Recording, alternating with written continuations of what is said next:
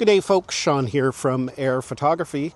So spring has arrived here in Ontario and I'm just out for a walk, and I thought I would take this opportunity to answer a few questions that I've been asked about vlogging when it comes to DJI equipment. I have been asked several times over the last year, since the Pocket 3 has been out, since the Action 4 or Action 5 have been out, which one is best for vlogging? Now the answer to that question is actually pretty simple. Both cameras are an excellent choice for vlogging.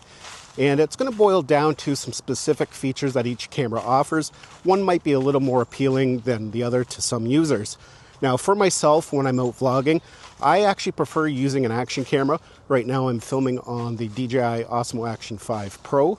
I've got the DJI Mic 2 for audio, and it's paired via Bluetooth to the camera. Now don't get me wrong, the Pocket 3, again, as mentioned, is an excellent camera for vlogging. For myself, the reason I like using the action camera, specifically the Action 5 Pro, is just due to its simplicity. With the Pocket 3, I find it's always a little awkward to hold.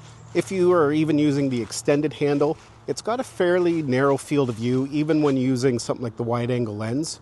You really have to have your arm out in front of you. And even then, I find it's just not wide enough. I want a wider shot, more of my body in the screen.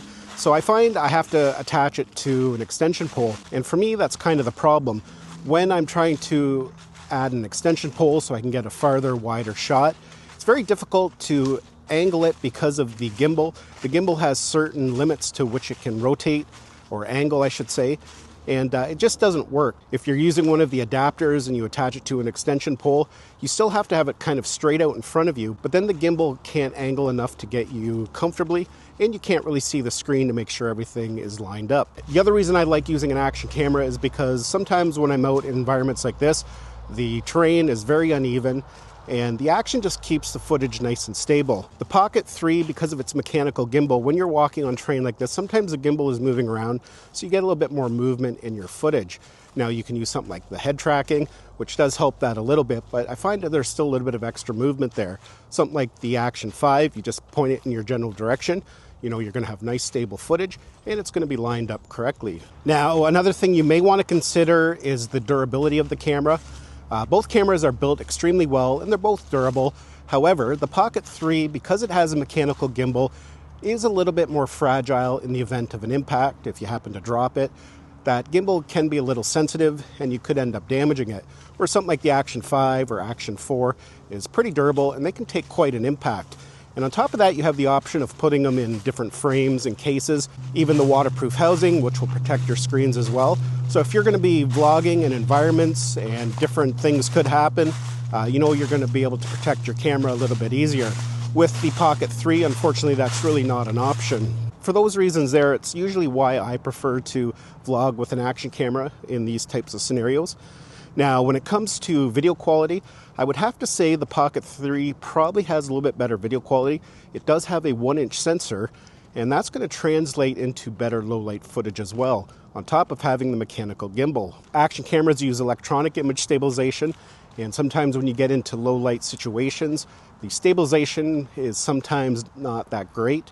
Whereas when you're using a mechanical gimbal, like on the Pocket 3, that's something you don't have to worry about. So if you're a person who's going to be vlogging in dimly lit interiors, perhaps at night, then something like the Pocket 3 might be a better choice for you, just because you are going to have better performance in low light situations. Of course, the other benefit of the Pocket 3 is you do have active track, so you can set the Pocket 3 down and it will follow you around. The Action 5 has something very similar. It's called tracking, and that's a new option that came with the Osmo Action 5 Pro this year. And with it, it basically does the same thing. It will keep you centered in the screen. As long as you have the camera pointing generally in your direction, it's going to crop the video. So that's only going to allow you to record at a resolution of 2.7K. But for social media, if you're just vlogging for social media, that's more than adequate, and it works well. It really does help keep you centered in the screen so you don't have to keep focused on the framing. It's going to do it all for you. Now, both the Pocket 3, the Action 4, or the Action 5 offer really easy audio solutions. As mentioned, I'm connected via Bluetooth with the DJI Mic 2 to the Action 5 Pro. You can actually connect 2 microphones directly to it, and you can do the same with the Pocket 3. So audio is never an issue. and it's easy to connect. Both cameras can film in vertically, so if you're vlogging for social media, you're able to do so on both. With the Action 5 Pro, you do have to use the case that comes with it, and you have to rotate the camera, which isn't too hard to do at all. But the nice thing about the Action 5 and the Action 4 is that when you are filming in vertical mode, you can use full resolution. You can film in 4K. When filming in vertical mode on the Pocket 3, the max resolution is 3K. Again, for social media, that's not going to be too much of an issue, but definitely something to keep in mind. But for myself, I prefer using the Action 5 Pro over the Pocket 3 for vlogging. Now, if I'm filming stationary, if I've got, something on a tripod, then I do prefer to use the Pocket 3. But for this type of vlogging, if I'm moving and walking, definitely the Action 5 Pro. As mentioned, the biggest reason for me is just how it's on an extension pole. It just doesn't work that well trying to connect an extension pole to the Pocket 3 and still be able to see the screen properly.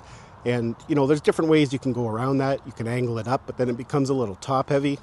So for me, it's just a little bit simpler like this, and I'm pretty happy with the quality. So yeah, folks, those are just my thoughts on vlogging with the Action 5 Pro and the DJI Pocket 3.